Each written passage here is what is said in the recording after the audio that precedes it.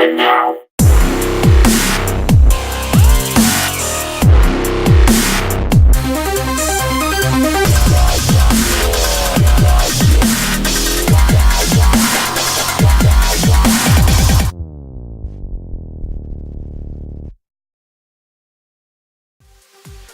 Hey everyone, today we'll be unboxing, installing, and reviewing the Razir 7-inch LED projection headlights offered by HIDextra. Link to order the lights can be found in the description below. First up, the unboxing. First impressions are the packaging seems to be adequate as the entire contents of the box is packed in foam, including all cables and adapters. This will definitely help keep things from getting damaged while in transit. In my package, I received a few HIDextra stickers, which can be seen here. Not sure if these are included in every pack, or if these were only tossed in as part of my review of their product. Next up, the installation instructions and warranty information provided by the manufacturer. Quick note on the instructions, I didn't actually read them until after the install was complete, but they did a good job adequately capturing the install process. One thing to note is that there are plenty of variations of these lights offered through HIDextra. You can get them in chrome or black, pairs or individuals, with and without halos, and also their Nighthawk edition. Prices range from $150 to $160 per bulb, or starting at $269 for a pair. The pair I have here are the standard 7-inch LED projectors. Also in the box is all the wiring adapters required to connect them to most Jeep vehicles. Sorry YJ guys. First up is a pair of the LED drivers, also referred to as capacitors. These are definitely required to help prevent common issues with LED conversions, such as intermittent flickering of your lights. Finally, a set of H13 to H4 adapters. Those of us installing on TJ Wranglers won't need to use these during the install, but for those of you running newer 07 and on JKs, you likely will. Please check with your vehicle to determine what style headlight connector you have to know if it will be required during your installation.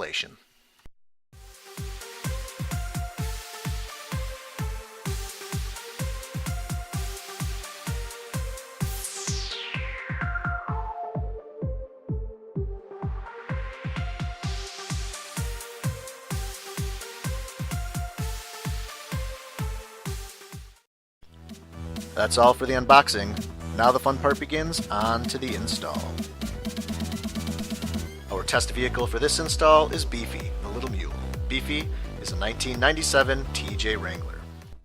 For the install of these lights, you'll really only need one tool, that is a Torx T15 screwdriver. The first step in the process is to remove the 3 screws holding the headlight bezel in place. You'll find them located at roughly 6 o'clock, 10 o'clock, and 2 o'clock positions on both the driver and passenger side headlight bezels. With the retaining screws removed, you can go ahead and remove the bezel. A helpful tip here is to keep the bezel positioned in a way that allows you to remember its orientation. It only goes in one way for the holes to line up properly. Once the bezel is removed, you can use the same Torx T15 screwdriver to remove the 4 screws securing the headlight retaining ring. These screws are located at the 2 o'clock, 4 o'clock, 6 o'clock, and 9 o'clock positions. Please be sure not to adjust the other screws around the ring, as they are for headlight alignment. Once all 4 screws have been removed, you can take out the headlight retaining ring. Be sure to also secure the headlight, as it will fall freely when the retaining ring is removed. Similar to the headlight bezel, the retaining ring should be set aside in its proper orientation so you won't have to fiddle with it when it's reinstalled.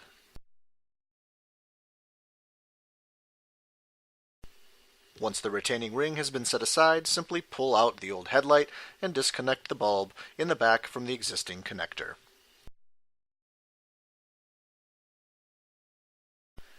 With the old headlight out, it's time to install the new Razir 7-inch projector.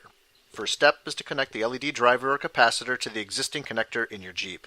Again, depending on your model vehicle, you might have to use the H13 to H4 adapter in this step, but it was not required for our test vehicle. It's a good idea to wrap the connection in electrical tape to ensure they don't come apart, and also to help keep moisture out of the electrical connection.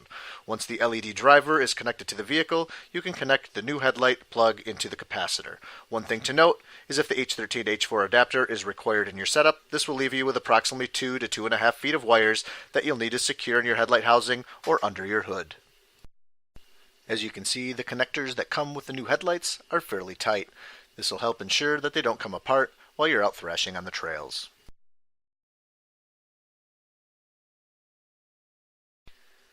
With all of the wiring connected and taped up, it's time to reinstall the retaining ring. Same steps as before, but this time tightening the screws that are located at the 2 o'clock, 4 o'clock, 6 o'clock, and 9 o'clock positions. Make sure the light is properly seated in the housing and in proper vertical orientation before tightening the screws all the way down. Once you get them in, this would be a good time to flip on the lights to make sure the light is functioning properly before reinstalling the bezel. Once you've verified the light is functioning properly, go ahead and reinstall the headlight bezel.